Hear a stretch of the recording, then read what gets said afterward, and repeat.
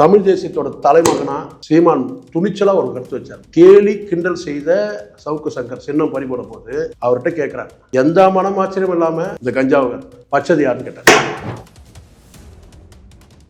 நீதிபதியே எனக்கு 2 பேர் அழுத்தம் கொடுத்தாங்க அளவுக்கு நீதிபதிகள் சொன்னாங்கன்னா கேள்விதான் அவங்க யாருன்னா கேட்க கூடாது. சொன்னாங்கல்ல 2 பேர் அதிகாரமிக்க நபர்கள் சொன்னாங்கன்னா நீங்களே யாரையாவது புரிஞ்சுக்கணும் சார். அமித்ஷா நரேந்திர மோடி புரிஞ்சுங்க, இல்ல முதலமைச்சர் ஸ்டாலின் உதயநிதி புரிஞ்சுங்க. ஆனால் சவுக்கு சங்கர் சிறையில இது நாள் வரையில இருக்கிறார்ல, அவர் செய்த ஒரு வேலை என்னன்னு கேட்டீங்கன்னா திமுக கூட்டணி உடைச்சார். அண்ணாமலை சவுக்கோட கைது ஆதரிக்கல, எல்லா விஷயத்தையும் குரல் கொடுக்குற அண்ணாமலை. அதான் நான் சொல்றேன், மீண்டும் உங்களுக்கு சொல்றேன், நீங்க நீதியின்படி ஒரு நடவடிக்கை என்றால் ஒரு ஐபிஎஸ் அதிகாரி, ஒரு காவல்துறை அதிகாரி, உச்சநிலை அதிகாரியை பத்தி இழிவுபடுத்தி பேசி இருக்கிற சவுக்கு சங்கரை நீங்க கண்டிக்க வேணாமா? ஒரு எக்ஸ் ஐபிஎஸ் ஏன் பேசல? கிட்டத்தட்ட ஒரு 10 நாள் கழிச்சு கும்பகர்ண தூக்கத்துல எழுந்து நேற்று தான் ஏதோ இந்த தகவல் டிடிவி தெரிஞ்ச மாதிரி மக்களே கைது சரின்னு சொன்ன பிறகு சவுக்கு சங்கர் கைது நடவடிக்கை சரியானது. இங்க பலருடைய நிலைப்பாடுகள் மாறி இருக்கலாம், நேரம் காலம் மாறி இருக்கலாம், நிமிடங்கள் பாத்தீங்கன்னா மணி நேரம் இதெல்லாம் மாறி இருக்கலாம். ஆனா சீமானுடைய நிலைப்பாடு சரியா இருக்கு. அதான் சொல்றேன், இங்க பாத்தீங்கன்னா தர்மத்தின் தலைவர், தமிழ் தேசத்தின் தலைமை சீமான் கரெக்டா இருந்துச்சு. கம்யூனிஸ்டுகள் வாயை திறக்கவே இல்லை. அவங்க எப்பயும் இந்த மாதிரியான விஷயங்களை மாட்டாங்க. அவங்க எங்கெல்லாம் அநீதி நடக்குதோ அங்க மட்டும் தான் பொங்குவாங்க. சவுக்கு சங்கர் கைது நீதியா அநீதியா இன்னும் டிஸ்கஸ் நடந்துட்டு இருக்கு கம்யூனிஸ்ட். கஞ்சா வழக்கு கைது பண்ணதுதான் இந்த குண்டர் சட்டம் ரத்துக்கே ஒரு சலசலப்பாயிடுச்சு. இதுக்கு மேல இதை வளர்த்துட்டு போக மாட்டாங்க. நானே சொல்றேன், சீக்கிரம் முடிஞ்சு. முதல் கட்ட விசாரணைகள் அது கஞ்சா என்று தெரிய வந்தது. அதை நாங்கள் ஆய்வுக்கு உட்படுத்திய போது சவுக்கு சங்கர் அவங்க ஆயாக்கு வாங்கி வைத்திருந்த புகையிலை என்று தெரியும். சசிகலா சின்னம்மாவுடைய முடிவு தவறுன்னு டிடிவி கத்தி பேசுறாரு ஊடகங்கள் முன்னாடி. இப்ப புரிஞ்சுச்சுங்களா? திமுக கூட்டணி விஜய் கூட்டணி எல்லாம் இருக்கட்டும் சார். ஆனா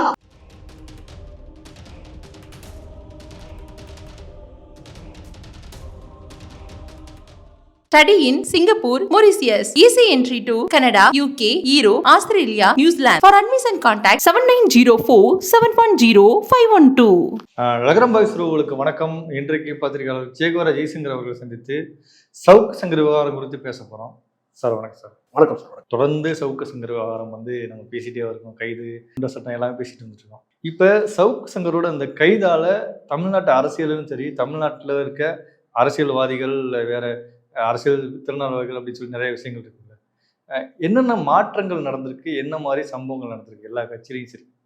ஒரு தனிநபர் என்று சொல்லக்கூடிய சவுக்கு சங்கர் கைது பல மாற்றங்கள், ஊடகங்களின் மாற்றம், ஊடக ஆதரவாளர்கள் மாற்றம், இந்த செலிபிரிட்டின்னு சொல்றாங்கல்ல பிரபலங்கள், பிரபலங்கள், அரசியல் விமர்சகர்கள், அரசியல் திறனாய்வாளர்கள், அவங்கள்ட்ட ஒரு மாற்றம், அரசியல் கட்சிகளில் மாற்றம், அரசியல் கூட்டணியில் மாற்றம், இப்படி பல மாற்றங்கள் இருக்கு.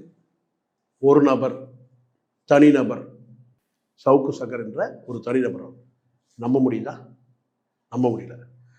ஒரு குறிப்பிட்ட ஒரு எதிர்கட்சி வழியே போய் ஆதரிக்குது.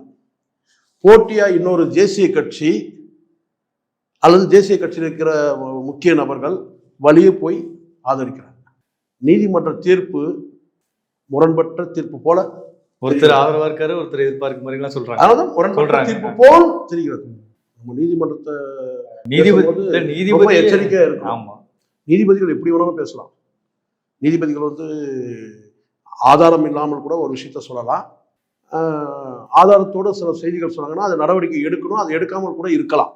ஆனால் நம்ம நீதிமன்றத்தை பற்றியும் நீதிபதியை பற்றியும் பேச முடியாது. நீதிபதியே எனக்கு 2 பேர் அழுத்தம் கொடுத்தாங்க அளவுக்கு அப்படின்னா யாருன்றத மக்களுக்கு தெரியப்படுத்த வேண்டியது அந்த நீதிபதியோட கடமைன்னு நீங்க சொன்னீங்களா அல்லது நான் சொன்னால் நீதிமன்றம் அந்த அளவுக்கு போகுதுங்கிற அளவுக்கு போகுது. ஆனா அதை விமர்சிக்க முடியாது. பெரியவங்க சொன்னா, பெருமாள் சொன்ன மாதிரி நீதிபதிகள் சொன்னாங்கன்னா அதை நீங்க அப்படியே கேட்டுக்கணும். எதிர்த்து கேள்விலாம் அவங்க யாருன்னா கேட்கக்கூடாது. சொன்னாங்கல்ல 2 பேர் அதிகாரமிக்க நபர்கள் சொன்னாங்கன்னா நீங்களே யாரையாவது புரிஞ்சுக்கணும் சார். 2 பேர் நீங்க புரிஞ்சுக்கலாம். 2 பேர் யாரு? அமித்ஷா நரேந்திர மோடி புரிஞ்சுங்க, இல்ல முதலமைச்சர் ஸ்டாலின் உதயநிதி புரிஞ்சுங்க, இல்ல எடப்பாடி பழனிசாமி பாத்தீங்கன்னா அது கூட இருக்கிற யாரோ ஒரு தலைவர் யாரோ சொன்னா அதுல ஒரு பிரச்சனை வரும், கோஷ்டி பிரச்சனை வரும் அப்படின்னு நினைச்சுக்கோங்க. அதிகாரமிக்க நபர்கள், இவர் எதிர்கட்சி, அவங்க தேசிய கட்சி, இவங்க ஆளுங்கட்சி, அப்படி நாமளா புரிஞ்சுக்க வேண்டியதுதான். இப்ப எந்தெந்த கட்சிகள்ல, அதாவது கட்சிகளுக்குள்ளே முரண்பாடு, இல்லை கட்சி ஆதரிக்கிறவங்களுக்குள்ளே முரண்பாடு எந்தெந்த கட்சிகள்லேருந்து இருக்குன்னு நினைக்கிறேன்? சார் எனக்கு தெரிஞ்ச வரைக்கும் சார் ரொம்ப சுற்றி வளைச்சி அப்படி இப்படி இந்த ஜிக்ஸாக் பண்ணி நம்ம மிகப்பெரிய அரசியல் திறனாய்வாளர் கிடையாது. நம்ம தென்னகத்து பிரசாந்த் கிஷோர்லாம் கிடையாது. அதுக்கெல்லாம் நிறைய பேர் இருக்கிறாங்க, அவங்க பேசுவாங்க. ஸ்ட்ரெயிட்டாக சொல்லிடுறேன். முதல் ஸ்டெப்பு சவுக்கு சங்கரை கைது செய்து அதுக்கு பிறகு போடப்பட்ட வழக்கு. கைது செய்யப்பட்ட வழக்கை பற்றி நான் எப்போவுமே ஒரே நிலைப்பாட்டாக இருப்பேன். காவல்துறையோட நடவடிக்கை 100%, 101% சரியான நடவடிக்கை. ஆனால் அதுக்கு பிறகு போட்ட வழக்கிலலாம் உடன்பாடு இல்லை. அதில் பார்த்தீங்கன்னா எனக்கு மாறுபட்ட கருத்து இருக்குது. ஆனால் சவுக்கு சங்கர் சிறையில் இது நாள் வரையில் இருக்கிறார்ல, அவர் செய்த ஒரு வேலை என்னன்னு கேட்டிங்கன்னா, திமுக கூட்டணி உடச்சிட்டார் உள்ளே இருந்த. சில நீங்கள் இந்த ரவுடிகள்லாம் கேள்விப்பட்டிருப்பீங்க. சிறையில் இருந்தபடியே ஒரு அசைன்மெண்ட் பண்ணிட்டாங்க, வெளியில் இருந்து இது பண்ணாங்க. வெளியில் இருக்கிற ஒரு ரவுடியை சிறைக்குள்ள இருந்தே திட்டமிட்டு செஞ்சுட்டாங்களா தெரியும்ல உங்களுக்கு, கேள்விப்பட்டிருக்கீங்களா? அந்த மாதிரி சவுக்கு சங்கர் சிறையில் இருந்தபடியே கூட்டணி உடைச்சிட்டார். திமுகவோட கூட்டணியை உடைச்சிட்டார். பல்வேறு அரசியல் மாற்றங்களை நிகழ்த்தி கொண்டிருக்கிறார் அப்படின்றது தான் பார்வை. சசிகலா அவர்கள் சவுக்கு சங்கர் ஆதரவு நிற்கிறாங்க. ஆனால் டிடிவி சவுக்கு சங்கருக்கு எதிராக நிற்கிறாங்க. இப்போது முதல்ல நீங்கள் அப்படி போயிட்டீங்க. உடனே நீங்கள் நல்லா தெரிஞ்சிச்சு, நீங்கள் அதிமுகவுக்கு ஒரு அசைன்மெண்ட் எடுத்து நீங்கள் செய்கிறீங்க அப்படின்னு நான் புரிஞ்சுக்கிறேன். முதல்ல இப்படி வாங்க, முதல்ல எப்படி வச்சு ஆளுங்கட்சி வாங்க. சரி, ஆளுங்கட்சியில் பார்த்தீங்கன்னா அண்ணன் திருமாவளவன் ஏற்கனவே சவுக்கு சங்கரோட சேர்ந்த ஒரு பேட்டியில் சொல்லியிருக்கிறார். சவுக்கு சங்கருக்கு என்ன சொல்லியிருக்காருன்னா, எப்பவுமே நம்ம விக்டிம் பக்கம் நிற்கணும். கள்ளக்குறிச்சி மேட்டருக்காக பாதிக்கப்பட்ட தரப்புல நம்ம நிற்கணும்.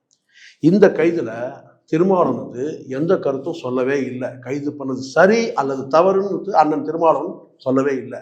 ஏன்னா அண்ணன் எப்பவுமே பாதிக்கப்பட்ட தரப்புல நிற்கிறவர். சவுக்கு சங்கர் இப்ப பாதிக்கப்பட்டிருக்கிறார், அவர் உணர்றாரு. அவர் பாதிக்கப்பட்ட தரப்புல நிற்கிறார். அதுக்குதான் அதன் பொருளாக தான் நேரடியாக பேச முடியலனாலும் கூட்டணி தர்மம் இருக்குல்ல, அதனால என்ன செய்யறாரு கேட்டீங்கன்னா, சங்கத்தமிழ் விட்டு ஒரு ஆதரவான ஒரு பேச்சு. ஆக இந்த கைது நடவடிக்கை எந்த நேரத்திலையும் அவர் ஆதரிக்கிறேன்னு சொல்லவே இல்லை. யார் சொல்லவே இல்லை? அண்ணன் திருமாவளவன். கம்யூனிஸ்டுகள் வாயே திறக்கவே இல்லை.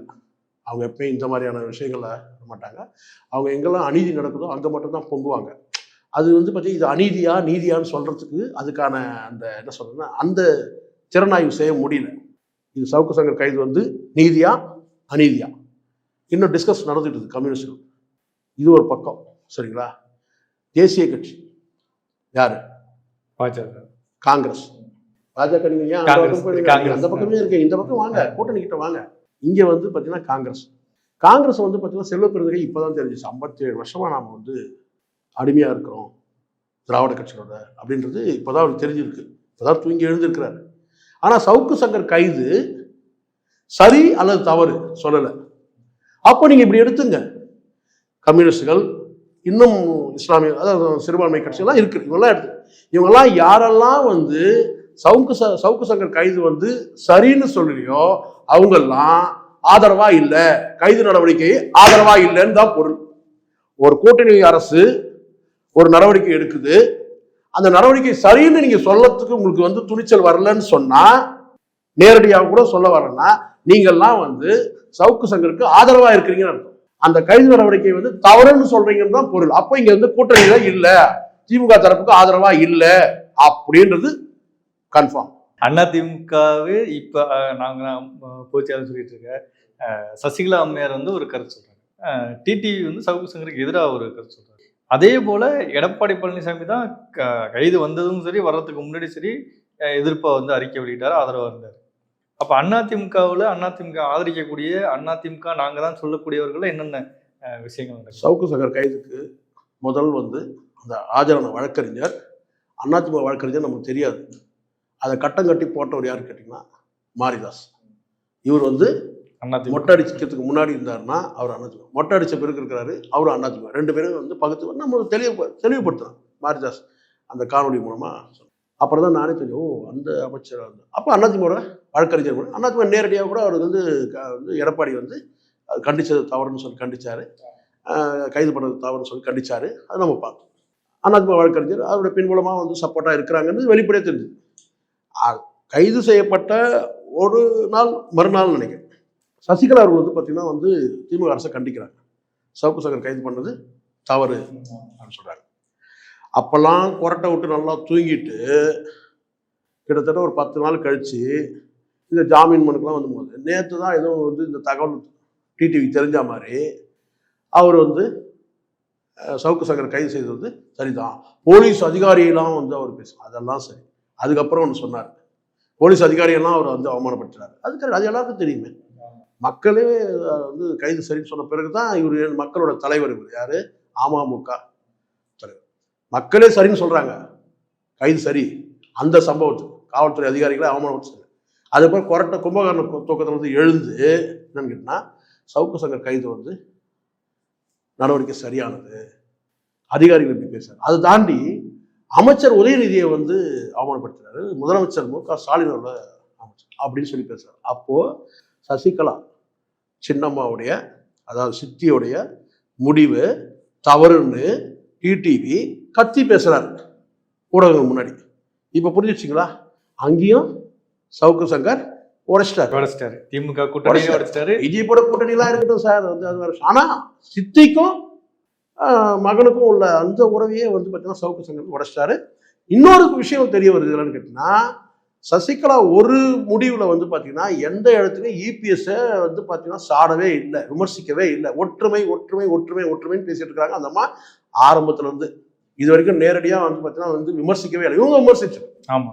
இதே ஜெயக்குமார் வந்து பாத்தீங்கன்னா ரொம்ப கடுமையான ஒரு சில வார்த்தைகள்லாம் சொல்லி மலையை பார்த்து ஏதோ ஒன்று செய்யுமாமே அப்படின்லாம் பேசியிருக்காரு. ஆனால் இதுவரையிலும் இபிஎஸ் வந்து ஒரு நாளும் வந்து பார்த்தீங்கன்னா சசிகலா வந்து ஒருமையிலையோ இல்லை எந்த வகையிலையோ வந்து பார்த்தீங்கன்னா அவங்க விமர்சனமே வைக்கவே இல்லை. ஏன்னா சசிகலாவால் தயாரிக்கப்பட்டவர்ன்றது அவர் மறக்கல, அது நன்றி மறக்கல. ஆனால் பேச சொன்னாங்க நன்றி மறந்துறாங்க, அவர் மறக்கல. மறந்து இருந்தாருன்னா பேசியிருப்பார். அப்போ ஒரு ஒரு இணக்கமான ஒரு உறவு வந்து இருக்கு. ஒருத்தர் பேசிக்கலனாலும் ஒரு இணக்கமான உறவு இருக்கு, சரிங்களா? இந்த இடத்துல வந்து பார்த்தீங்கன்னா ஓபிஎஸ் நீங்க கண்டிப்பா கேட்டாகும், ஆதரிக்கிறாரா எதிர்க்கிறாரா? அமைதியா இருக்காருல்ல. ஓபிஎஸ் ஒருத்தர் இருக்கிறதே தெரியாது, யாருக்கும் தெரியல. அதனால அவரை பத்தி பேச வேண்டியதே இல்லை. எலெக்ஷன் வரைக்கும் வேணா இன்னொன்னு சொல்லிக்கலாம், வேணாம் ஓபிஎஸ் சொன்னா அவரும் ஆதரிக்கவும் இல்லை எதிர்க்கவும் இல்லை. சார் ஒரே ஒரு விஷயம் சார், ஒரு நீதியின்படி ஒரு அரசு வந்து நடவடிக்கை எடுத்திருந்தா அதை வந்து நீங்க வந்து பாத்தீங்கன்னா நீங்க ஆதரிக்கணும், யாரா இருந்தாலும் ஆதரிக்கணும். அப்ப நீங்க ஆதரிச்சு பேசணும்னா நீங்க எதிர்க்கிறீங்கன்னு பொருள். ரொம்ப எளிமையா சொல்றேன் நான். ஒரு நீதியின்படியான நடவடிக்கை சார், சவுக்கு சங்கர் கைது செய்தது நீதியின்படியான நடவடிக்கைன்னு சொன்னா அதை ஆதரிக்கணும். நீங்க வடிவேல் பாண்டியன் சொன்னா ஆமாப்பா ஆதரிக்கணும்.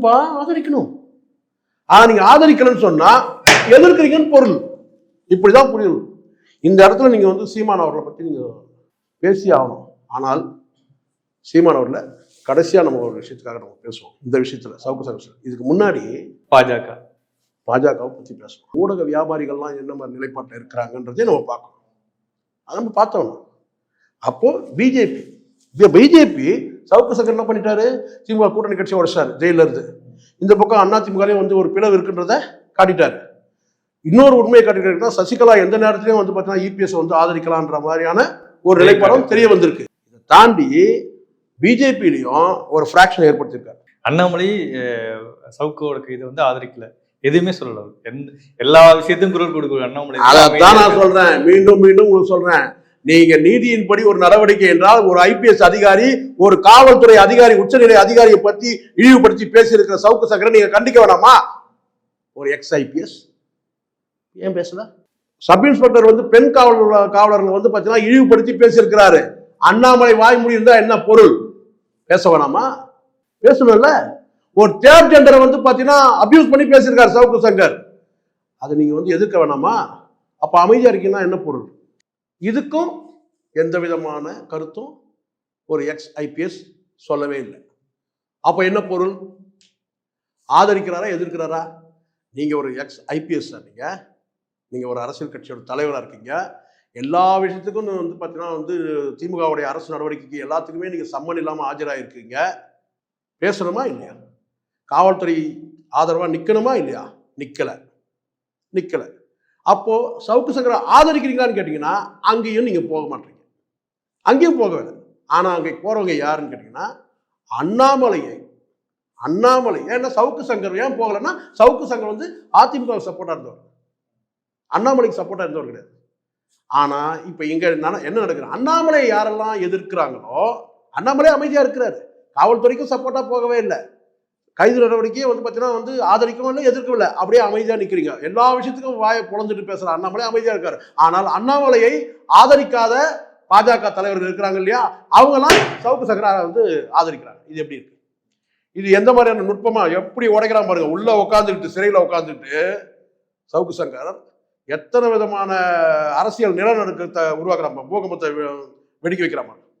இது கரெக்டா சொன்ன நிலநடுக்கம் தான் சொன்னாங்க. அதாவது சவுக்கு சங்கரும் அண்ணாமலையோட தலைமையை ஏத்துக்கல. அதுதான் சார் அண்ணாக்கு சார். இன்னும் சொல்ல போனா இந்த கூட்டணி வந்து பார்த்தீங்கன்னா ஃப்ராக்ஷன் ஆனதுக்கு கூட வந்து பார்த்தீங்கன்னா ஒரு பக்கம் வந்து வேற சில அரசியல் விமர்சகர்கள் இருந்தாலும் கூட பார்த்தீங்கன்னா சவுக்கு சங்கர் வந்து கேட்டால் இந்த திமுகவுடைய கூட்டணி உடையணுன்றதுக்காகத்தான் இந்த அவங்க அட்வைஸ், அதாவது கேட்டால் இபிஎஸ் கொடுத்த நேரடி ஆலோசனைன்னு கேட்டிங்கன்னா வந்து பிஜேபி கழட்டி விடும்.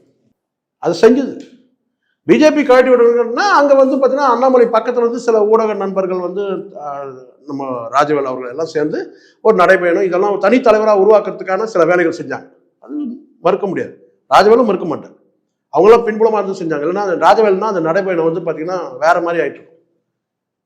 அந்த ஓரளவுக்கு அது வெற்றின்னு சொன்னால், அந்த நடைபயணம் வெற்றின்னு சொன்னால் அது பின்னாடி ராஜவேலோட கடுமையான உழைப்பு இருக்கு, ஊடகங்களோட உழைப்பு இருக்கு, அது வேற விஷயம். ஆனால் இங்கே வந்து பார்த்தீங்கன்னா இங்கே இன்னொன்று சொல்லி ஆகணும், இந்த சவுக்கு சங்கருக்கும் ராஜவேலுக்கும் கூட பார்த்தீங்கன்னா கருத்து முரண் இருக்கு. அதையும் நம்ம பதிவு பண்ணி ஆகணும். எந்த அண்ணாமலைக்கு ஆதரவாக செயல்பட்டாரோ அந்த ராஜவேல் அவருக்கும் சவுக்கு சங்கர். ஆக சவுக்கு சங்கருக்கு ஆதரவாக அண்ணாமலை இல்லை, காவல்துறைக்கு ஆதரவாக இருக்கணுமா அதுவும் இல்லை இல்லை. ஆனால் அண்ணாமலை அரசியலை விரும்பாதவர்கள், அண்ணாமலை எதிர்ப்பாளர்கள், பிஜேபி எதிர்ப்பாளர்கள் சவுக்கு சங்கரை சப்போர்ட் பண்றாங்க. இப்போ எப்படி உடையுது பார்த்தீங்களா? பிஜேபிக்குள்ளே ஒரு கலவரம், எவ்வளோ நிலநடுக்கம் உருவாது பாருங்க. எப்படிப்பட்ட பூகம்பம், எர்த் குவாக்குன்னு ஆங்கிலத்தில் நடக்குதா?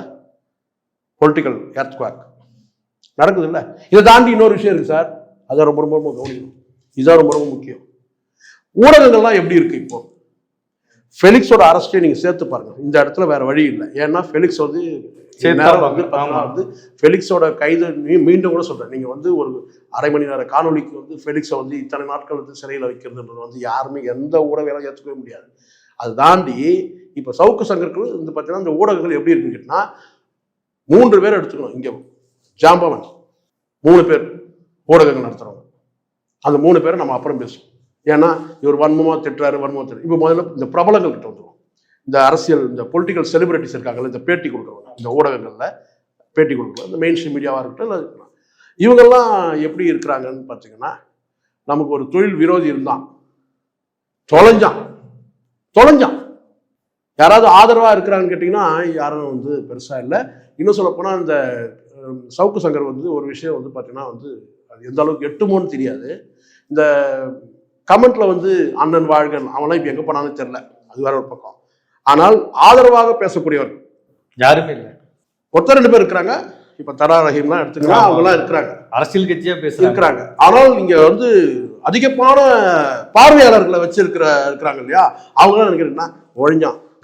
இனிமேல் நாம தான் அந்த இடத்துக்கு இந்த அரசியல் விமர்சகர்கள், அரசியல் திறனாய்வாளர்கள் இவங்களாம் கேட்டீங்கன்னா ஒரு 4 பேர் இருக்கிறாங்க சார். சில பேர் வந்து பாத்தீங்கன்னா அப்படி போயிட்டாங்க. எதுக்கு நம்ம ஆதரிக்கணும், எதிர்க்கணும், நம்ம கெஜ்ரிவால், அமித்ஷா அப்படி பேச போயிடுவோம். நம்ம இங்க இருக்கிற மாதிரி காட்டிக்க வேணாம். இந்த தமிழ்நாடு அரசியலே நம்ம வந்து பார்க்காத மாதிரி நடந்துப்போம். நம்ம பார்வையெல்லாம் வந்து கெஜ்ரிவால், வந்து நரேந்திர மோடி அப்படி நம்ம போயிடுவோம் அப்படின்னு பாதி பேர் அப்படி போயிட்டாங்க. கொஞ்சம் பேர் ஜி ஸ்கொயர் வந்து சவுக்கு சங்கர் மேல வழக்கு போட்டப்ப அந்த ஆர்ப்பாட்டத்துக்கு சவுக்கு சங்கருக்கு ஆதரவா நிறைய பத்திரிகை ஆதரவா இருந்தாங்க. அதுதான் சார் இப்போ அப்படியே மாறிடுச்சு. ஏன்னா ஆளுங்கட்சி மனஸ்தாபம் நமக்கு எதுக்குங்க, ஆளுங்கட்சி விரோதம் நமக்கு எதுக்குங்க, அப்படி சில பேர் போயிட்டாங்க. சில பேர் வந்து கேட்டா எதுக்கு அப்படிப்பா என்ன கேட்டா, நம்ம ஏன் இந்த லோக்கல் பேசணும்னா இருக்கவே இருக்கு, கெஜ்ரிவால் இருக்கிறாரு, நம்ம வந்து அப்படி போயிடலாம், ராகுல் காந்தி இருக்கிறாரு, அப்படியே லோக்கல் கேட்டா அப்படியே லோக்கல் அரசியல் பேசணும்னு கேட்டா செல்லூர் ராஜு வந்து ராகுல் காந்தி பேசணும், அதை பேசிப்போம், அப்படி போயிடுவோம். நம்ம இந்த பக்கம் இருக்கிற மாதிரி தெரிஞ்சுக்க வேணாம் அப்படின்னு மிக பிரபலமான ஊடகவியலாளர்கள், பத்திரிகையாளர்கள் அப்படி போயிட்டாங்க. சில பேர் இருக்கிறாங்க இல்லையா கேட்டா, நாங்கள் தான் இங்கே தமிழ்நாடு அரசியலை எங்களை மையமாக தான் சுற்றி நாங்கள் பேசுறது தான் இந்த ஊரே உலகமே உத்து பார்க்குறதுன்னு சொல்லக்கூடியவங்களாம் என்ன கேட்டிங்கன்னா, அவருக்கு 7 பொண்டாட்டி. சவுக்கு சங்கர் எல்லாமே மிகப்பெரிய ஆய்வு. இந்த 7 பொண்டாட்டி பெருசு கிடையாதுங்க. இந்த 7 பொண்டாட்டிக்குமே முதல்ல ஒரு புருஷன் இருக்கிறான். எல்லா குடும்பத்தையும் கெடுத்துதான் கூட்டு வந்தோம். எவ்வளவு ஆராய்ச்சி பாருங்க. நம்ம எவ்வளவு பேச வேண்டியது இருக்கு. சவுக்கு சங்கருடைய சிறையில் வச்சதோட விளைவுகள் நம்ம பேசிட்டு இருக்கிறோம். அவன் என்ன பேசியிருக்கான்னு கேட்டா, சவுக்கு சங்கர் எந்தெந்த வீட்டிலலாம் போய் எந்தெந்த குடும்பத்தெல்லாம் கெடுத்தான் அதை ஆய்வு பண்ணிருக்கோம். நமக்கு அதுதான் முக்கியம். முழுக்க முழுக்க நம்ம இப்ப அரசியல் தானே சார். சவுக்கு சங்கருடைய நடவடிக்கை, கைது நடவடிக்கை, அரசியல், அதனால் ஏற்படக்கூடிய அரசியல் நிலநடுக்கம், இதை பற்றி நம்ம பேசுவோம். இது எந்த மாதிரி ஒரு தாக்கத்தை ஏற்படுத்தும், திமுகவுக்கு எப்படி பின்னடைவு ஏற்படுத்தும், அதிமுகவுக்கு எப்படி முன்னடைவு ஏற்படுத்தும், யாருக்கெல்லாம் என்னென்னலாம் பிரச்சனை வருது, இப்படியெல்லாம் நம்ம பேசிட்டு இருந்தா இந்த அரசியல் திறனாய்வாளர்கள் என்ன பண்றான்னு கேட்டீங்கன்னா, அவருக்கு 7 பொண்டாட்டி, அந்த 7 பொண்டாட்டியும் பார்த்தீங்கன்னா எல்லாருமே பார்த்தீங்கன்னா திருமணம் ஆனவங்க, அவங்கள கூட்டு வந்து கேட்டா இவன் என்னமோ பக்கத்துல எண்ணி பார்த்தா மாதிரி சொல்றான். இருக்கலாம் சார். மீண்டும் கூட நான் சொல்றேன், ஒருத்தருடைய பர்சனல் போகவே கூடாது. இங்க ஒரு கணவனும் மனைவியும் அல்லது ஒரு ஆணும் பெண்ணும் சேர்ந்து வந்தாங்கன்னா அதுக்கு 1000 காரணம் இருக்கு.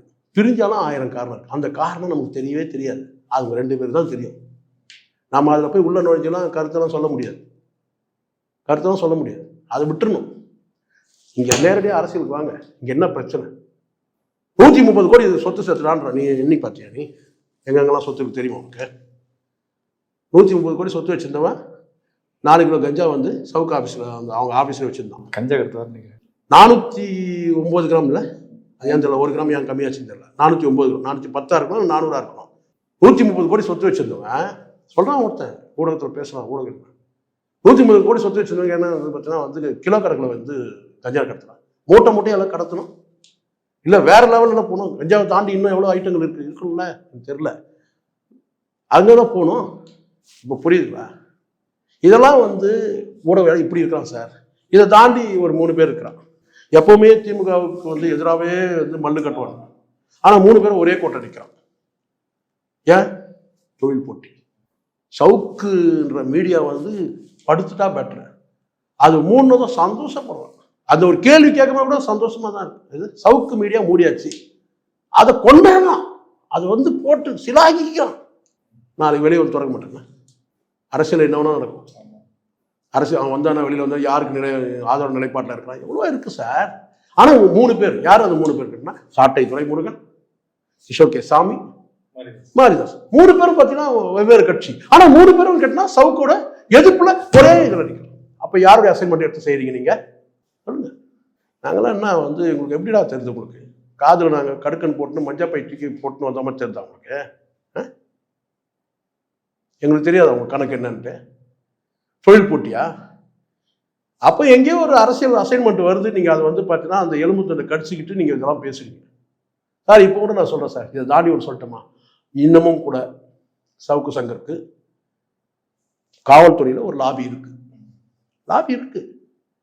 இதெல்லாம் ஒரு பிரம்மாண்டமா பார்க்கக்கூடாது சார். இப்போ பாருங்க, எல்லாரும் சொன்னாங்க இந்த குண்டர் சட்டமே இப்போ என்னாச்சு? ஒரு நீதிபதி சரிங்கிறாரு, ஒரு நீதிபதி தவறுன்னு சொல்ல கேட்டு முரண் இருக்கு, அவ்வளவுதான். ஆனா இப்போ கூட கேட்ட சில பேர் கேட்டாங்க, என்னங்க இப்படிலாம் ஆயிடுச்சு அப்படிலாம் ஆயிடுச்சு. உண்மை என்னைக்கும் உண்மை, சத்தியம் என்னைக்கும் சத்தியம், நேர்மையா இருக்கிறது என்னைக்குமே உண்மை என்னைக்குமே பார்த்தீங்கன்னா நான் என்ன சொல்ல கேட்டேன்னா, காவல்துறை இந்த வழக்கு பதிவு பண்ணும்போது பார்த்தீங்கன்னா காவல்துறை மீது ஒரு மிகப்பெரிய ஒரு அனுதாபம் இருந்துச்சு மக்களுக்கு. எப்போ நீங்கள் இந்த கஞ்சா இதெல்லாம் போட்டு ஆஃபீஸ் எல்லாம் போட்டு அதுக்கப்புறம் ஃபெலிக்ஸ் எல்லாம் பார்வை மாறுதுல்ல, பாருங்க. என்ன கேட்டாங்க, என்ன சார் அப்போ கடைசியாக இப்போ என்னதான் ஆகும்? சவுக்கு சங்கர் யாரெல்லாம் சொல்லிட்டு தானோ இந்த ஊடகத்தில் இருக்கிறவங்க, சவுக்கு சங்கர் 6 மாதத்துக்கு வர முடியாது. நானாவது கொஞ்சம் கம்மியாக சொன்னேன், குறைஞ்சது ஒரு 2 மாதம் அப்படி இப்படி இருக்குங்க, அதுக்கப்புறம் வெளியே வரதுக்கான வாய்ப்பு இருக்கலாம். ஏன்னா அரசியல் கைதுன்னு ஆயிடுச்சு. இது அப்படிதான் நடக்கும். ஆனா வெளியே வரமாட்டாரு. 7 வருஷத்துக்கு வெளியே வர சொல்றான். இன்னைக்கு தான் சொல்றாங்க கேட்டீங்கன்னா, விரைவில் விடுதலை. பேச்சு ஒரு நாளைக்கு ஒரு மாதிரியா பேசுவீங்க. ஒரு 10 வருஷத்துக்கு வர முடியாதுன்னா, 7 வருஷத்துக்கு வர முடியாதுன்றான். என்ன இவனே ஒரு கணக்கு சொன்னான். சொல்லி 1 வாரம் ஆகல சார் அந்த தமிழ். அப்படியே நான் அந்த பின்னோக்கி பாக்குறேன். 1 வாரத்துக்கு முன்னாடி அதே மீடியாவில், வேற மீடியாவில் போய் பேசலாம் பரவாயில்ல, அதே மீடியாவில் பேசலாம். என்ன சொல்றேன்னு கேட்டா, விரைவில் விடுதலைன்னு பேசலாம். இப்போ சீமானோட அந்த அவரோட நிலைப்பாடு எப்படி பார்க்குறீங்க? சவுக்கு சங்கர் வாதத்தில் இது சீமான் எல்லாரும் நிலைப்பாட்டுக்கு முன்னாடி எல்லாரும் ஒரு கேள்வி கேட்கணும். சார், கஞ்சா வழக்கெல்லாம் கைது பண்ணா, கஞ்சா வழக்கு கைது பண்ணது தான் வந்து இந்த குண்டர் சட்டம் ரத்துக்கே ஒரு காரணம். ஏன்னா பெரிய வழக்குகள் இது மாதிரி தண்டிக்கப்படக்கூடிய வழக்குகள் இருக்கும்போது குண்டர் சட்டத்தில் அடைக்க முடியும். அதுதான் இங்கே வந்து அதுவும் ஒரு பொருளாயிடுச்சு. சரி, என்னதாங்க ஆகும் அப்படின்னு சொல்லுவாங்க. காவல்துறையில் என்னதான் நடக்கும் நான் சொல்கிறேன் சார். இவங்க நினச்சாங்கன்னா இதை இழுத்துட்டு போக முடியும், இவங்க நினச்சாலும் க்ளோஸ் பண்ண முடியும். இங்கே அரசியல் நிலைப்பாட்டுக்கு ஏற்ற மாதிரி இங்கே அரசியல் வியூகெல்லாம் வேற மாதிரி மாறிடுச்சு, ஒரு சலசலப்பாயிடுச்சு. இதுக்கு மேலே இதை வளர்த்துட்டு போக மாட்டாங்க. நானே சொல்கிறேன், சீக்கிரம் முடிஞ்சிடும். எப்படி முடியும்? எப்படி முடியும்? கஞ்சா வழக்கெல்லாம் போடுறது எப்படி முடியும்? என்ன பெரிய விஷயம். முதல் கட்ட விசாரணையில் அது கஞ்சா என்று தெரிய வந்தது. அதை நாங்கள் ஆய்வுக்கு உட்படுத்திய போது சவுக்கு சங்கர் அவங்க ஆயாவுக்கு வாங்கி வைத்திருந்த புகையிலை என்று தெரியும். ரொம்ப வித்தியாசம். அப்படி முடியாதா? அப்படியே முடியும். முதல் கட்டமாக நாங்கள் அதை எடுக்கும்போது அது கஞ்சான்றது நாங்கள் ஒரு முடிவு பண்ணி பண்ணோம். இரண்டாம் கட்ட விசாரணைக்கு போகும்போது அதை உட்படுத்தும் போது அது சவுக்கு சங்கர் வந்து தேனியில் வந்து ஒரு சிறப்பு ஸ்பெஷல் புகையில் இருக்குது, அவங்க ஆயாவுக்காக வாங்கி வச்சிருந்தாருன்னு தெரிய வருது. க்ளோஸ் பண்ணிட்டு போகிறாங்க. அவ்வளோதான். பொய் வழக்கு என்னைக்கு பொய் வழக்கு தான். எங்கேயும் இங்கே சத்தியம் தான் ஜெயிக்கும், சட்டம் தான் ஜெயிக்கும். சட்டம் எப்பயும் சத்தியத்தின் பக்கம் தான் இருக்கும். ஒரு தமிழ் தேசியத்தோட தலைமகனா சீமான் துணிச்சலாக ஒரு கருத்து வச்சார். மாற்று கருத்து கேலி கிண்டல் செய்த சவுக்கு சங்கர் சின்னம் பறிபோட போது அவர்கிட்ட கேட்குறாங்க, எந்த மனமாச்சரியம் இல்லாமல் எந்த ஒரு யோசனையும் சிந்தனையும் இல்லாமல் பளிச்சுன்னு கேட்ட ஒரு கேள்வி தான் இந்த கஞ்சாவை வச்சது யாருன்னு கேட்டாரா இல்லையா? அந்த நிலைப்பாட்டிலேருந்து மாறினார். அவர் நினைச்சுதான் சொல்லலாமே, என்னன்னா என்னையோட கேலி கிண்டல் பண்ண அவனை மாட்டினியா, வா ஆதரிக்க முடியும்ல, திமுக ஆதரிக்க முடியும்ல. அங்க திமுக ஆதரிக்கவும் இல்லை எதிர்க்கவும் இல்லை, கரெக்டாக ஒரு முடிவு சொல்றாரு. வச்சது யாருன்னு கேட்டார். அதுக்கு அடுத்தடுத்து வந்து பார்த்தீங்கன்னா அவருடைய நிலைப்பாட்டை சொல்றாரு. என்னன்னு கேட்டீங்கன்னா, அதிகாரிகள் வந்து அதில் சார் 100% கரெக்ட் சார். ஒரு உச்சநிலை அதிகாரியை வந்து நீங்கள் அவமானப்படுத்துறது, அப்யூஸ் பண்ணது, பெண் காவல் உதவியாளர் அப்யூஸ் பண்ணது, தேர்ட் ஜெனரல் அப்யூஸ் பண்ணது கரெக்ட் தான். அதுக்கு பிறகு போட்டது எல்லாமே வந்து பார்த்தீங்கன்னா உடன்பாடு இல்லைன்னு சொல்கிறேன். அந்த நிலைப்பாட்டில் இன்னைக்கு வரைக்கும் உறுதியாக இருக்கிறார் சவுக்கு சங்கர். ஆனவன் ஆகாதவன், நம்மளை கேலி பண்ணவன், கிண்டல் பண்ணுவேன், நம்மளை இழுத்தும் பழுத்தும் பேசினவன், கொக்கரிச்சு சிரிச்சவன், இந்த நிலம் சிக்கிச்சு சின்ன போச்சுன்னு பேசினவன், அதையெல்லாம் தாங்கிக்கணும் வந்து பார்த்தீங்கன்னா அதுதான் சகிப்புத்தன்மையின் உச்சம்ன்றது. நீதின்றது இதுதான். இங்கே ஆனவன் ஆகாதவன் அப்படின்னு பாரபட்சம் இல்லாமல் எப்படி நீதி தேவரின் கண்கள் கட்டப்பட்டு எதுக்காக கட்டப்பட்டு இங்கே வேண்டப்பட்டவன் வேண்டப்படாதவன் ஆனவன் ஆகாதவன் பார்க்கக்கூடாது. கரெக்டாக சொன்னார். அந்த கஞ்சா வழக்கையும் சொன்னார், அதோட நிலைப்பாட்டு என்னன்றதும் சொன்னார்.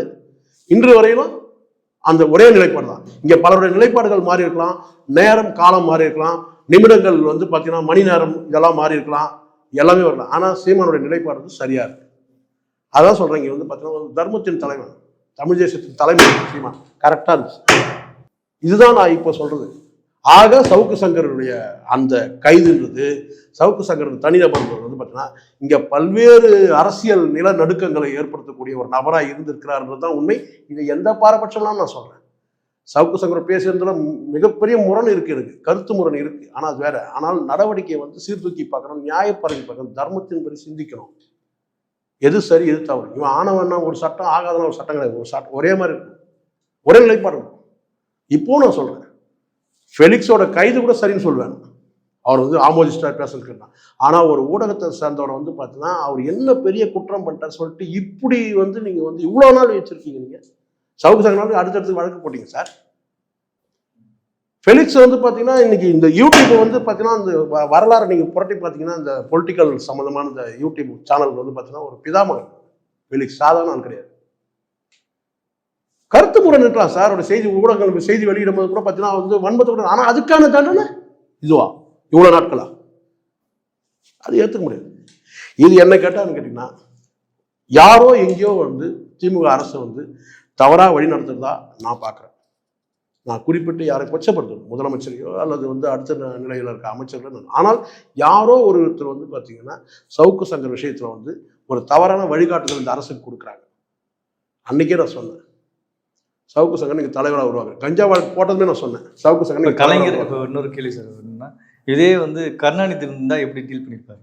நிச்சயமா சொல்றேன் சார், இந்த மாதிரி டீல் பண்ண மாட்டார். இவ்வளவுலாம் அவர் முதல்ல பேச விட்டுருக்க மாட்டார். இவ்வளவு தூரம் வளர்த்து கொண்டு வரீங்க தெரியுமா ஒரு அரசியல் நிலைப்பாடுல. ஏதாவது ஒரு பக்கம் வந்து பாத்தீங்கன்னா வந்து மெல்ல மெல்ல செய்வாரு. எப்படி வந்து இவங்கெல்லாம் என்ன கேட்டா ஒரே நாள்ல மலையை தள்ளினு நினைச்சாங்கல்ல, அப்படி இல்லை. எலி புரண்டுற மாதிரி பாத்தீங்கன்னா இப்போ கூட சொல்றேன் சவுக்கருக்கு சார். இப்போ ஒரு சின்ன உதாரணம் சொல்றேன். திராவிட கட்சியோட அரசியல் சொல்றேன், இது ஏற்கனவே கூட பேசியிருக்கேன். வைகோ வந்து பொட்டா சட்டத்தில் கைது பண்ணுறாங்க. ஆட்சி வாஜ்பாய் ஆட்சி, பிஜேபி ஆட்சி. அவருடைய நண்பர் தான் பாதுகாப்புத்துறை அமைச்சராக கூட இருக்கிறார். யார்? ஜார்ஜ் பெர்னாண்டஸ். வைகோ வந்து உள்ள சிறைக்கு போயிட்டார். பெயிலில் வரமாட்டேங்கிறார். நான் குற்றமற்றம் நிரூபித்து தான் வெளியே வருவேன்னு அடம் பிடிக்கிறாரு. உள்ளே இருக்கிறார். நாட்கள் உருளுது. 6 மாதம் மேலே ஆகுது. அப்படியே போயிட்டே இருந்து உள்ளே இருக்கிறார். கிட்டத்தட்ட 1.5 வருஷம் ஆச்சுன்னு வச்சுக்கோங்க. 500 நாட்கள் மேலே இருந்தார் சிறையில். நாட்கள் கடந்து போகுது. ஒரு குறிப்பிட்ட நாட்கள் கடந்து போகும்போது என்ன செய்யறாரு கேட்டீங்கன்னா, இங்கே ஜெயலலிதா அரசு பொட்டா சட்டத்தில் போடுறது யாரு? ஜெயலலிதா அரசு. சரிங்களா? அப்போ வந்து இவர் வெளியே வரமாட்டேங்கிறாரு. இந்த மாதிரி இருக்கும்போது தினசரி எங்கே வரணும்னு கேட்டிங்கன்னா, வேலூர்லேருந்து சிறைக்கு, பூந்தமல்லி சிறைக்கு வரணும். அப்போ வந்து என்ன செய்யணும் கேட்டிங்கன்னா, அரசியல் திராவிட கட்சியோட அரசியல் அப்போது இவரை வந்து ரொம்பவும் கம்பல் பண்ணுறாங்க. ஜார்ஜ் பெர்னாண்டஸ் நேரிலே வந்து பார்த்து கூட நீங்கள் பெயிலில் வரலாமே, பெயிலில் வரக்கூடிய வாய்ப்பு இருக்கே, பெயிலில் வர இல்லை, நான் குற்றம் மட்டும் தெரிஞ்சால் தான் முடிவானால் தான் நான் வெளியே வர சொல்லி நீதிமன்றத்தில் வழக்கு சந்திக்கிறாரு. கலைஞர் ஒரு கட்டத்துக்கு மேலே கலைஞர் சொன்னேன், வெளியே வாப்பா, பெயிலில் நீ வெளியே வந்துரு சொல்லிட்டு கலைஞர் நேரடியாக வேலூர் சிறைக்கு, எனக்கு தெரிஞ்சு அவர் எத்தனை முறை போனார் தெரியாது, வைகோவை சந்திக்கிறதுக்கு நேரடியாக போய் வந்து வேண்டுகோள் விடுக்கு, சிறையிலிருந்து வெளியே வரணும் அப்படின்ற மாதிரி பல தூதுவர்கள் அனுப்புகிறாங்க. இதெல்லாம் நடக்குது. ஒரு கட்டத்துக்கு மேலே கலைஞருடைய சொல்லை கேட்டு வெளியில் வந்துடுறாங்க. கடைசியாக நான் சொல்லுறேன் கடைசியாக. ஆனால் சிறையிலேருந்து வந்து வெளியே வரணுன்ற மாதிரி ஒரு பொது அறிக்கையெல்லாம் விடும்போது ஜெயலலிதா தான் செஞ்சாங்க தெரியுங்களா, ஓ நாங்கள் சிறையில் வந்து அவரை அனுப்பிட்டோம், நீங்கள் வந்து அவர் சிறையிலேருந்து வெளியில் பெயிலில் வரணும்னு நீங்கள் சொல்கிறீங்க அப்படி சொல்லுங்க. அப்போ என்ன பண்ணாங்கன்னு கேட்டிங்கன்னா, இவர் ஜெயலலிதா என்ன நினைக்கிறாங்கன்னா, அரெஸ்ட் பண்ணியாச்சு, உள்ள வச்சாச்சு, எப்படியும் பெயிலில் வரப்போறாரு, பெயிலில் வரணுன்றது அவங்களுடைய எண்ணமும் இருக்குது. சிறையிலேருந்து பெயிலில் வரலாமே, அரெஸ்ட் அதாவது கேட்டால் விடுதலை புலிகளை ஆதரித்து பேசுகிறாரு ஒரு வழக்கு, சிறையிலேருந்து வர்றதுக்கு வந்து பெயில் ஆப்ஷன் இருக்குது, அந்த ஆப்ஷனை யூஸ் பண்ணாமல் அவர் உள்ளே இருக்கிறாரு. ஜெயலலிதாவுக்கு அந்த இது இருக்குது, அவர் வெளியே வரலாமே, வேணும்னே இருக்கிறாரு. அப்போ மக்கள் என்ன செய்வாங்க, ஜெயலலிதா அவருக்கு வந்து பொட்டா சட்டத்தில் அரெஸ்ட் பண்ணது யாருன்னு கேட்டால் ஜெயலலிதா அரெஸ்ட் பண்ணாங்க போது ஒரு அனுதாபம் வருது. அதிமுக அனுதாபம் இருக்குது, அதிமுக தரப்பில் எதிர்ப்பு வருது. இந்த சமயத்தில் கலைஞர் என்ன செய்யணும்னு கேட்டால், நீ சிறையிலேருந்து வெளியே வர சொல்ல அறிக்கைலாம் வர்றாரு. இதெல்லாம் நடக்கும். அப்போ என்ன பண்ணாங்க தெரியும் ஜெயலலிதா அப்படின்னா, சிறையிலேருந்து வெளியே வர முடியும். நாகப்பட்டினத்தில் ஒரு வழக்கு, அதாவது கேட்டீங்கன்னா ஒரு திமுக அரசு இதே மாதிரி பேசுறதுல ஒரு வழக்கு, திமுக அரசு போட்ட வழக்கு, யார் மேல? வைகோ மேல. அந்த வழக்கு தூசியை தட்டி எடுத்துக்கிட்டா சார்ஜ் ஷீட்டை ஃபைல் பண்ணி வைகோ என்ன செஞ்சான்னு கேட்டீங்கன்னா, ஒரே நாள்ல வேலூர் சிறையிலேருந்து வந்து பூந்தமல்லியில் வந்து அப்பியர் ஆகி, பூந்தமல்லியிலிருந்து நாகப்பட்டினம் போயிட்டு அந்த கேஸுக்கு அப்பியர் ஆகிட்டு, நாகப்பட்டினத்துலேருந்து எங்கே வரணும் வேலூர் வரணும். சிறை கைதி வந்து பார்த்தீங்கன்னா நைட்டு எங்கேயும் தங்க முடியாது. ஒரு நாள் காலையில் கிளம்புனா கிளம்பியாச்சுன்னா சாயந்தரம் எத்தனை மணி ஆனாலும் சிறைக்குள்ள வந்து அடைக்கப்படணும். இது விதி நடந்துச்சு. வைகோ 6 மணிக்கு கிளம்பி, கட்சிக்காரர்கிட்ட கேட்டு பாருங்க, மதிமுக கட்சிக்காரர்கிட்ட, பத்திரிகையாளருக்கு தெரியும், 6 மணிக்கு சிறையில இருந்து கிளம்பி 10 மணிக்கு 11 மணிக்கு இங்க வந்து அப்பியர் ஆயிட்டு பூந்தமல்லியில, இங்கிருந்து நாகப்பட்டினத்துல போய் 4 மணிக்கு அப்பியர் ஆயிட்டு, அங்கிருந்து இது ஒரு நாள் இல்ல, தினசரி. அப்படியாவது நீ வந்து பெயில வந்துடுவாரான்னு சொல்லி பார்த்தா வரல, வைகோ வரல. தான் வைகோவுடைய மகத்துவம் தெரிஞ்சவங்களுக்கு தெரியும், வைகோ எப்படிப்பட்ட தலைவர். தினசரி ஒரு வாரத்துல 3 நாள் 4 நாள் எப்படி இருக்கும் உடம்பு. இது ஏதோ ஃபிளைட்ல பயணம் நினைச்சிடாதீங்க, வாகனம் தான், காலை மடக்கி உட்கார்ற வாகனம் தான், அதுலதான் பயணம்.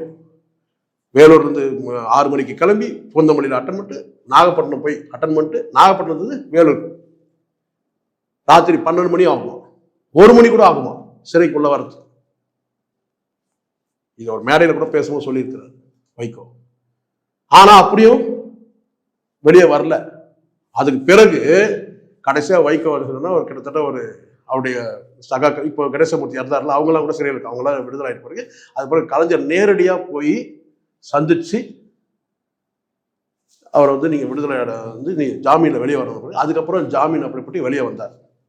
வெளியே வந்துட்டு அதுக்கப்புறம் வந்து ஜெயலலிதாவோட கூட்டணி வச்சாருன்னு வச்சுங்களேன், அது வேற விஷயம். அது வந்து வைகோவுடைய வீழ்ச்சிக்கான காரணம், அது வேற அரசியல். ஆனா வைகோ அப்படியெல்லாம் வந்து சிறையில் வந்து. ஸோ எதுக்காக இதை நான் சொல்ல வரேன்னு கேட்டிங்கன்னா, இங்கே வந்து சிறை வந்து பல மாற்றங்களை உருவாக்கும். நான் ஏற்கனவே சொல்லியிருக்கிறேன், அரைகுறையாக அக்யூஸ்ட் ஆகி போனான்னா அவன் முழு அக்யூஸ்ட் ஆகி வெளியே வருவான்.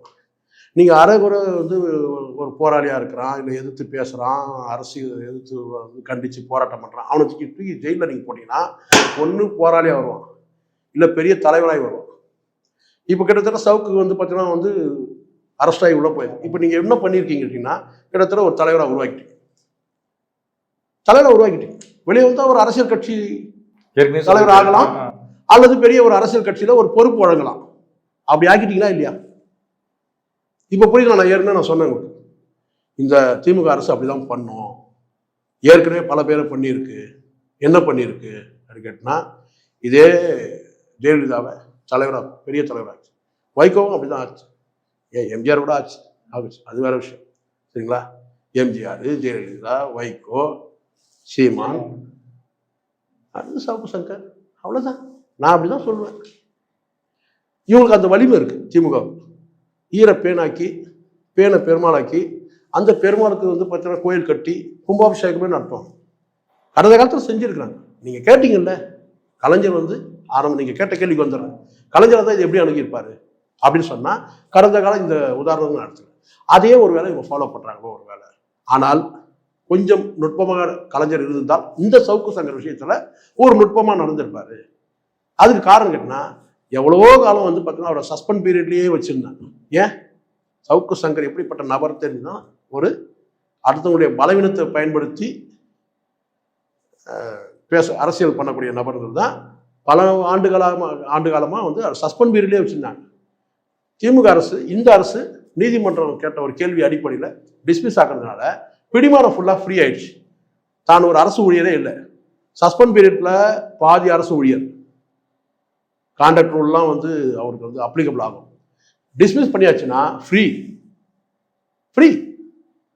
இப்போ ஒரு அரசியல் கட்சி கூட தொடங்கணும் கேட்டால் ஒரு அரசு ஊழியர் வந்து அரசியல் கட்சி தொடங்க முடியாது, கான்ட்ராக்ட் ரூல். இப்போ டிஸ்மிஸ் பண்ணியாச்சு. இந்த அரசு வந்து பார்த்தீங்கன்னா டிஸ்மிஸ் பண்ணி ஃப்ரீ ஆகிடுச்சு. இப்போ அதை அடுத்த கட்டமாக நீங்கள் இந்த வழக்கு இதெல்லாம் போட்டு நீங்கள் இப்போ என்ன பண்ணுறீங்கன்னா ஒரு தலைவராக உருவாக்கிட்டு, இதுதான் இன்னைக்கு உள்ள பார்வை. இவ்வளோ நேரம் உங்கள் நேரத்தை எங்களுக்காக சில மிக்க நன்றி. நன்றி சார்.